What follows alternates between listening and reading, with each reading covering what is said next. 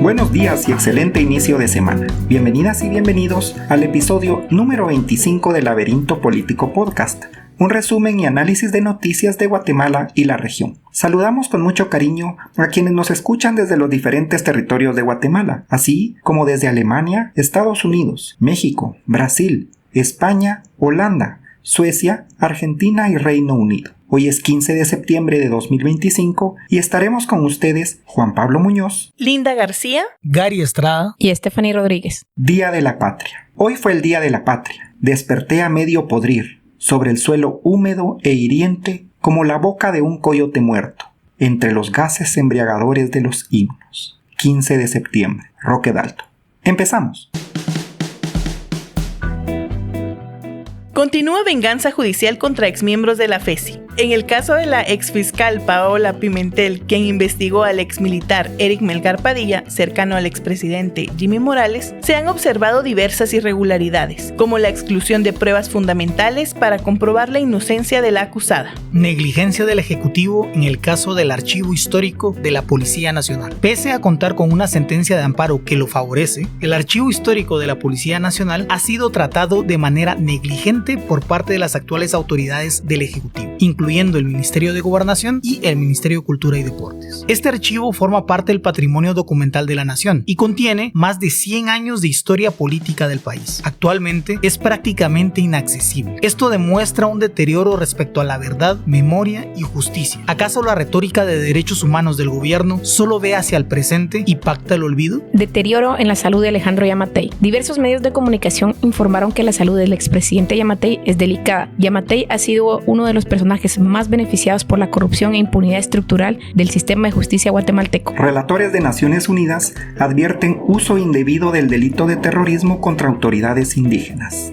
Diversos relatores de Naciones Unidas manifestaron su preocupación porque en Guatemala se está aplicando incorrectamente el delito de terrorismo en contra de autoridades indígenas que defendieron los resultados electorales en 2023. Esta es una prueba más del uso abusivo del derecho penal por parte de la actual administración de Consuelo Porras al frente del Ministerio Público. Decreto que fomenta la corrupción desde el CICODE continúa su trámite para convertirse en ley.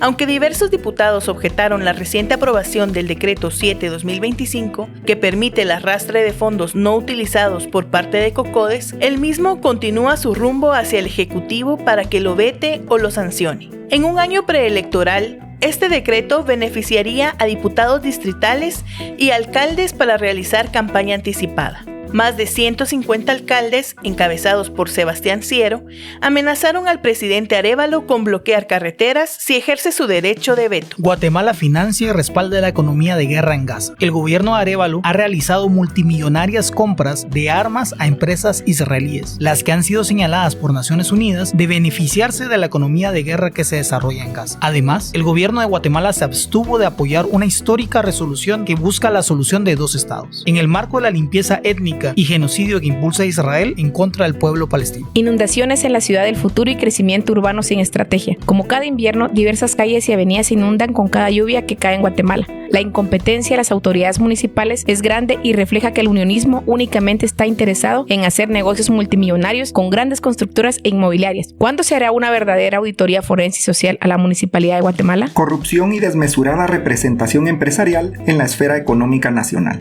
El medio Plaza Pública reveló datos preliminares de un estudio de Oxfam, según el cual el sector empresarial es el que ostenta la mayor representatividad en espacios estratégicos de información y toma de decisiones relacionadas con la economía. Dicho poder penetra al menos 64 instituciones públicas, muy por encima de los sectores académicos, pueblos indígenas y sociedad civil. Debe recordarse que Guatemala se encuentra entre los 35 países más corruptos del mundo, según Transparencia Internacional. Presidente Arévalo premia a paladín de la impunidad.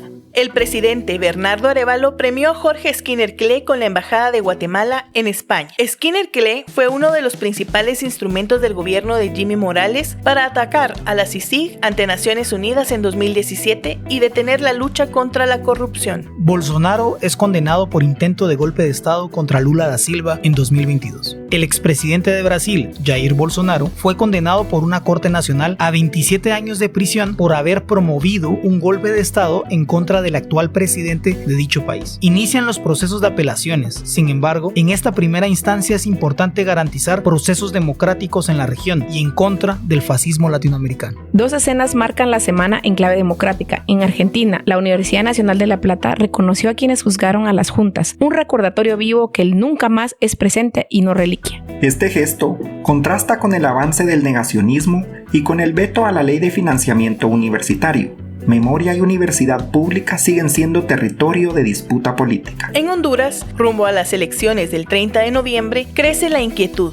Un árbitro electoral cuestionado, retrasos técnicos y clima de hostigamiento a periodistas y defensores erosionan la confianza. La región nos recuerda algo sencillo y radical. Sin verdad y justicia no hay democracia. Sin elecciones limpias y protegidas no hay soberanía popular.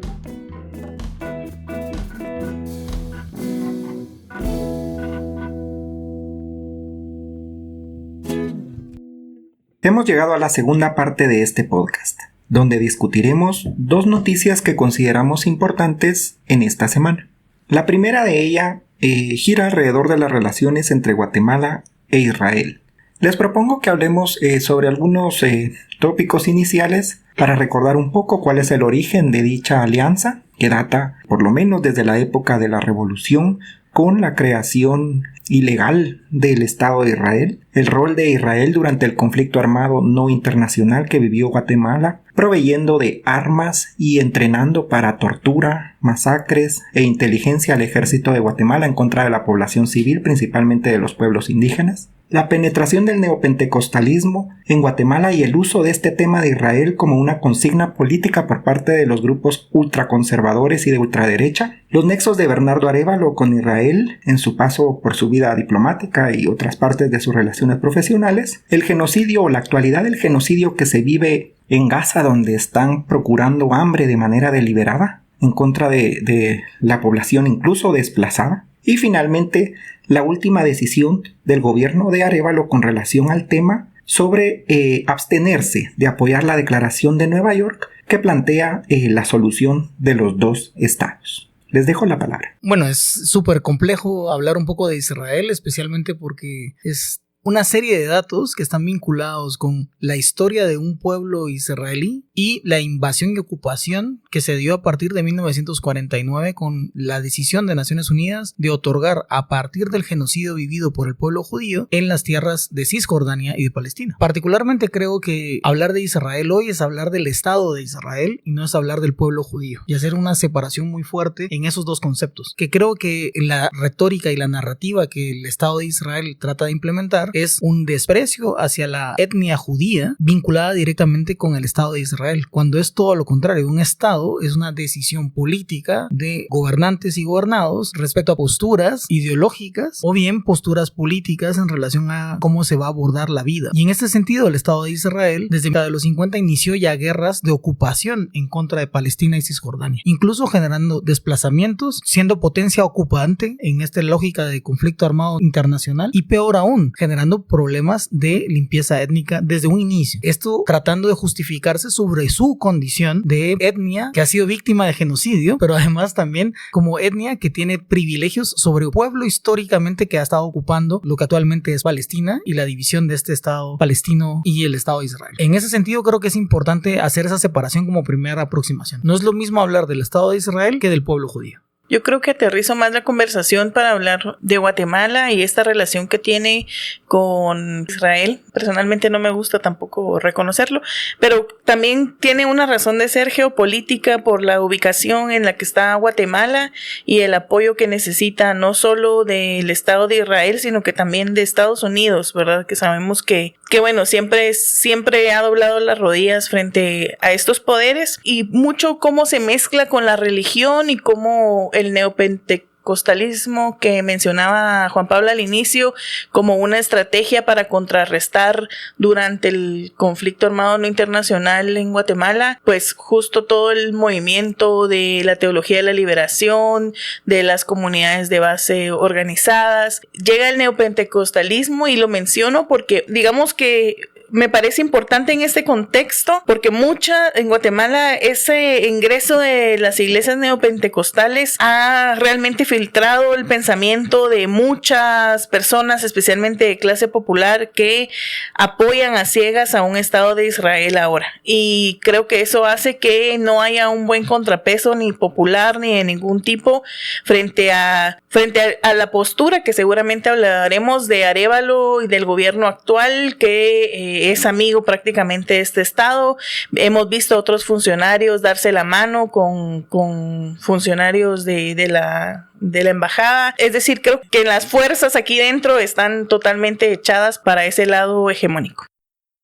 Yo tal vez quiero referirme un poco más a lo que está haciendo el Estado de Israel, y es que el genocidio que se está cometiendo en Gaza es algo sin precedentes, y creo que todavía el hecho de que muchos países aún en el mundo, incluyendo Guatemala, nieguen lo que está sucediendo es terrible. Y en ese aspecto pues van involucrados elementos de tipo político, económico también, y de otros países. Sin embargo, con las redes sociales, con los medios de comunicación, algunos, porque también hay que ver que hay una cooptación política, ideológica del Estado de Israel, digamos, a nivel del mundo, pero vemos cómo los estados valientes que se han atrevido a denunciar las relaciones diplomáticas, económicas, por ahí algunos países lo han hecho, incluso las manifestaciones de solidaridad internacional de grupos de sociedad civil, incluso de personas mismas, si bien son simbólicas, quienes tienen el poder aún no han dado ese paso contundente.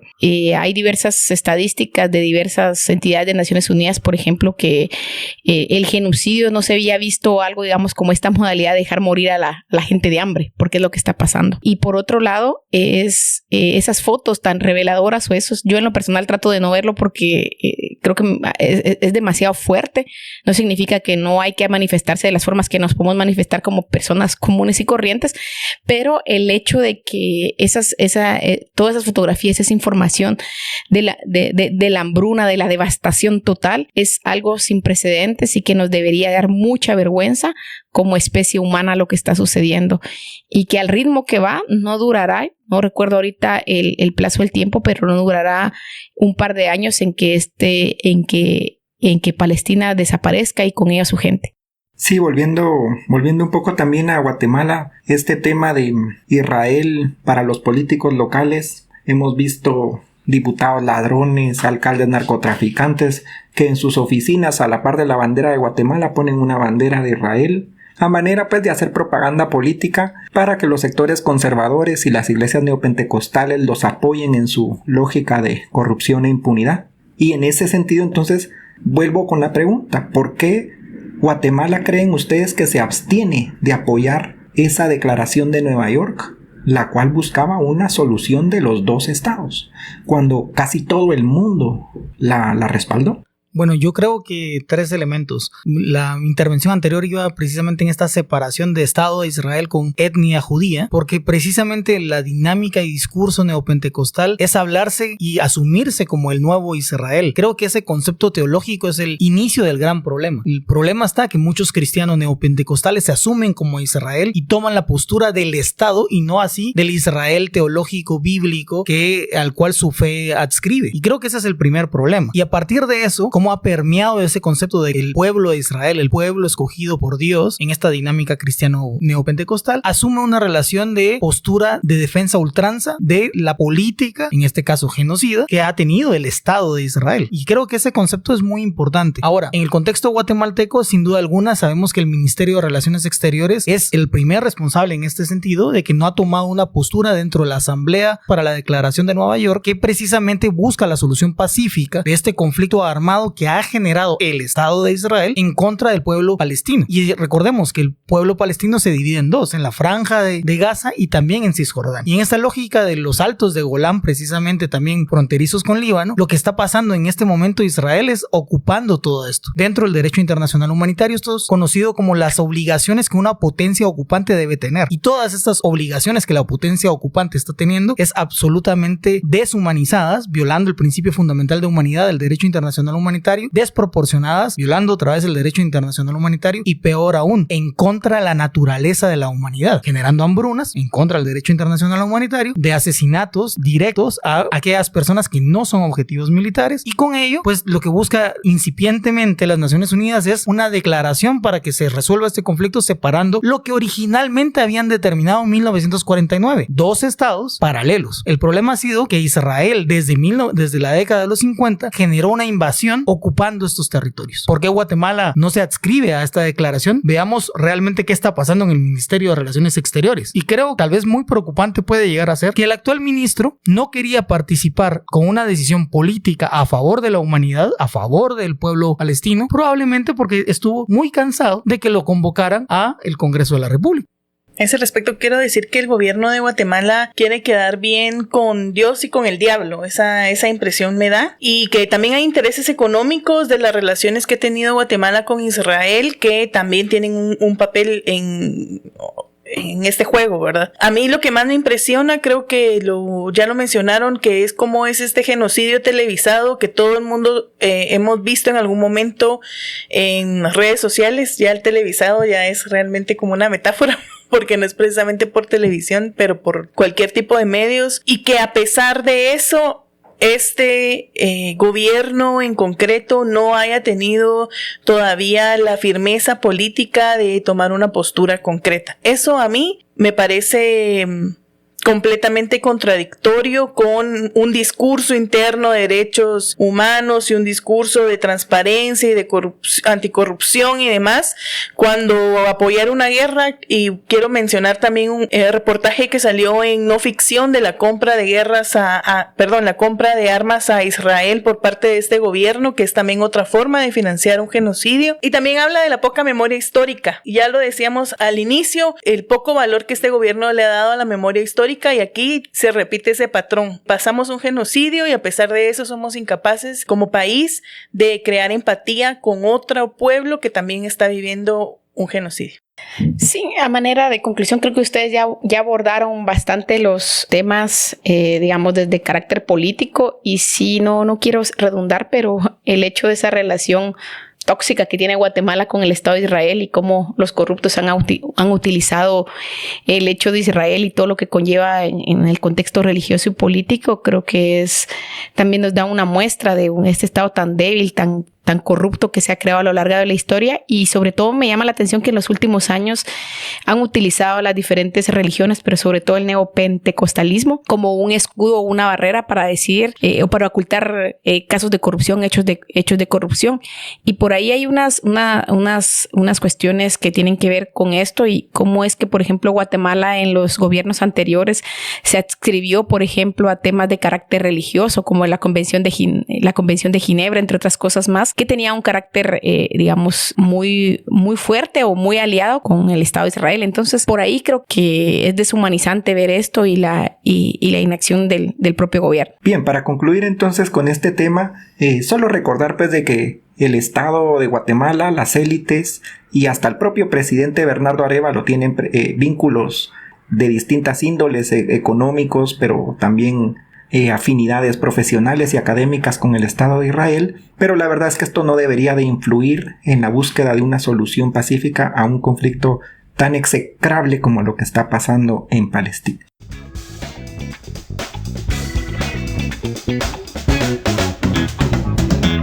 La segunda noticia que les propongo que podamos discutir es que la Organización de Estados Americanos creó una misión internacional para verificar las elecciones de segundo grado que tendrán lugar en el 2026.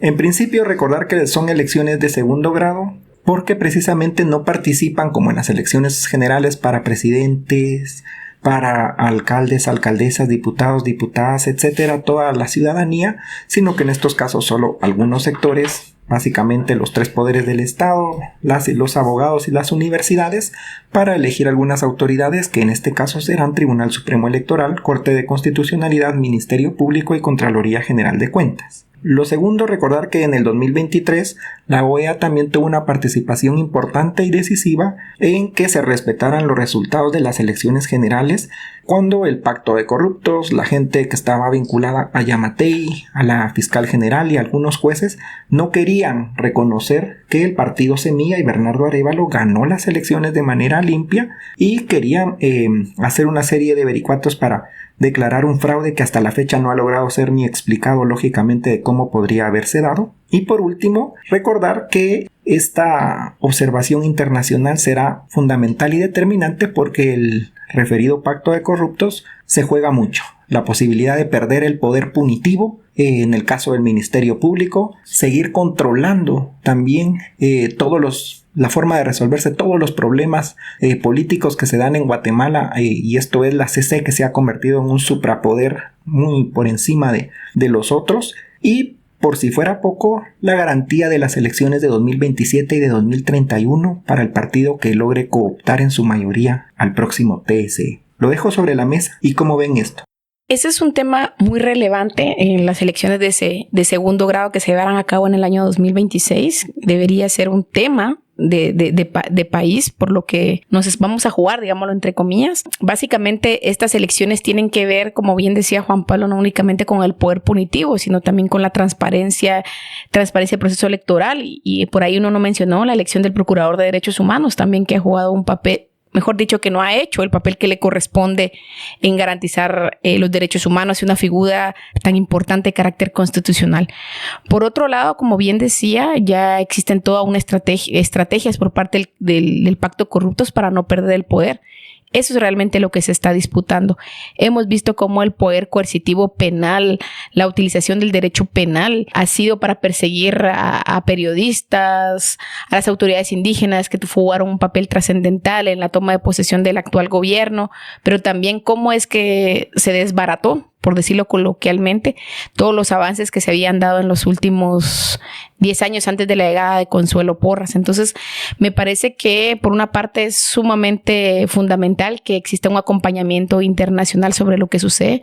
También hubo una misión de observación el año pasado con la elección de Corte Suprema de Justicia y Corte de Apelaciones. Por otro lado, creo que también este tipo de elecciones, creo que Guatemala carece de problemas estructurales, pero la falta de información es una de ellas. Esto no nos debería de corresponder, por ejemplo, solo a quienes trabajamos, por ejemplo, las ciencias sociales o quienes trabajamos en otros espacios, sino debería ser un tema que le compete a toda la ciudadanía. Si no hemos visto, por ejemplo, y voy a recalcar mucho el tema del Ministerio Público con el 96% de impunidad. Si a cualquier persona, por ejemplo, le ha pasado en estos años que le han robado o ha sido víctima de cualquier otro delito, ¿cómo es que sus denuncias han sido desestimadas? Les quiero poner ese ejemplo tan coloquial porque eso es básicamente lo que ha hecho el sistema de justicia con Consuelo Porras durante estos 8 o 9 años. Entonces, es un tema que deberíamos de tomarnos con seriedad, que para algunos sectores debería de ser el tema porque nos va a garantizar que vivamos una democracia, entre comillas, los próximos 10 o 15 años. Entonces, esta misión cobra más relevancia a partir de estos hechos que hemos explicado. Yo a propósito quiero decir solo 2 cosas. Primero, que este tipo de elecciones no tiene como la luz, digamos, que tiene o lo mediático que tienen las elecciones generales.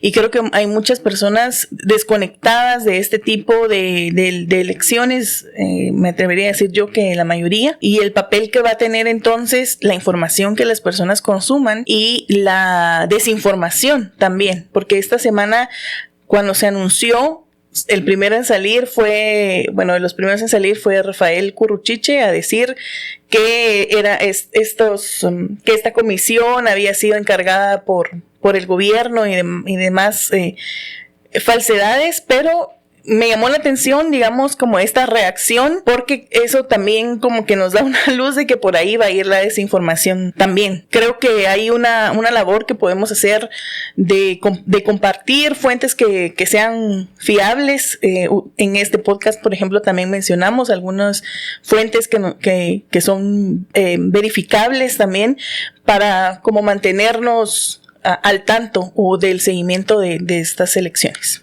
Hacer un recordatorio que, si bien no son tan sonadas las elecciones, son sumamente importantes para la distribución de lo que el Estado es, ¿verdad? El Estado a veces solo lo vemos desde la lógica de, bueno, es el presidente, es el Congreso y es el Poder Judicial, pero de estos el Poder Judicial y toda la estructura que tenga que ver con abogados está altamente invisibilizada. Y al respecto, lo que más nos preocupa es que hay demasiado poder de parte de los abogados dentro de la estructura del Estado. A mí me preocupa de sobremanera el hecho de que el poder de los abogados se termine siempre en el expediente, en el proceso, en la deshumanización de lo que es la relación de derechos y acceso a derechos para todas y todos. Y esto pasa muchísimo, digamos, las elecciones de segundo grado. Hay que romper esta dinámica del corporativismo legal e ir un poco más allá con una lógica de participación ciudadana más activa. Muy bien, para terminar entonces con este tema, a manera de conclusión o de cierre, también quiero recordar que el Estado se divide sí en 3 poderes, pero también en algunos órganos de control, y que estos tienen naturaleza constitucional. Ahí es donde está la CC, el Tribunal Supremo, ahí es donde está el MP, la Contraloría, etcétera, y entonces la PDH. Y entonces se trata pues de eso, ¿verdad? Se trata de elegir autoridades que en su conjunto integran o ejercen el poder político. Por eso es tan importante, porque no se trata solo de presidencia, etcétera, sino de toda la integralidad de la función pública. Bien, y lo último, recordar que la Comisión Interamericana de Derechos Humanos lo planteó claramente. La justicia está cooptada, el Estado de Guatemala es incapaz de investigar las arbitrariedades y delitos que se han cometido en el marco de esta cooptación, en el cual el Ministerio Público ha resultado ser un actor determinante. No tiene la capacidad el propio sistema de justicia de investigar a la fiscal general y a los fiscales que han querido interferir en la democracia y que seguramente van a tratar de tomar abusivamente el control de estas elecciones que se vienen. Por lo tanto, es importante que la comunidad internacional también intervenga en estos procesos, por lo que saludamos la decisión de la OEA en este caso. Ojalá que Naciones Unidas, ojalá que también Unión Europea y otros espacios vengan y junto a la sociedad civil y la prensa independiente, así como otras personas y espacios, podamos vigilar y monitorear de cerca para que no se roben estas instituciones para los próximos 10, 20 años.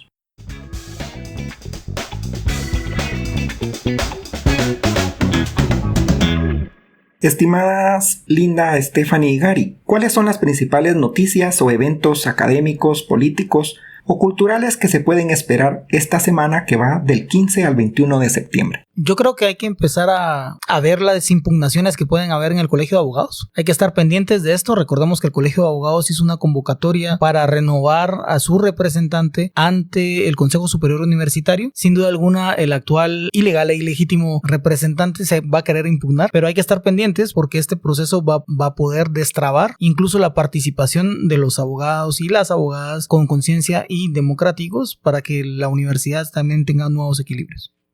Yo con una actividad cultural es que diversos grupos de sociedad civil, regresando un poco al tema de Palestina, existe ahorita un, digamos, mini festival en solidaridad con Palestina que se está llevando a cabo en los Cines Capitol, entonces para que revisen fechas y carteleras para ver esto.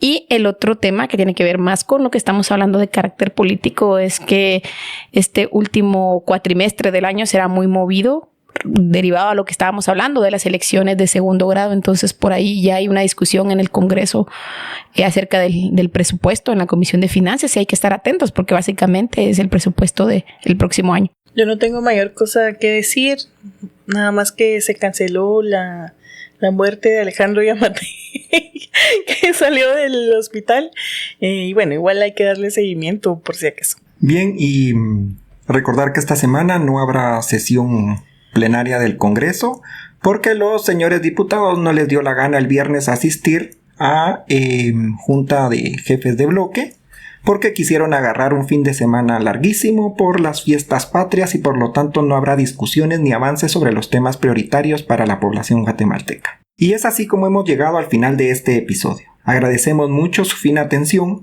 y esperamos que este podcast contribuya al posicionamiento y análisis de temas políticos relevantes desde una mirada crítica, democrática y popular. Por favor, síganos en redes sociales, Facebook, X, Twitter y TikTok. Suscríbanse también a nuestros canales en YouTube, Spotify y Apple Podcast.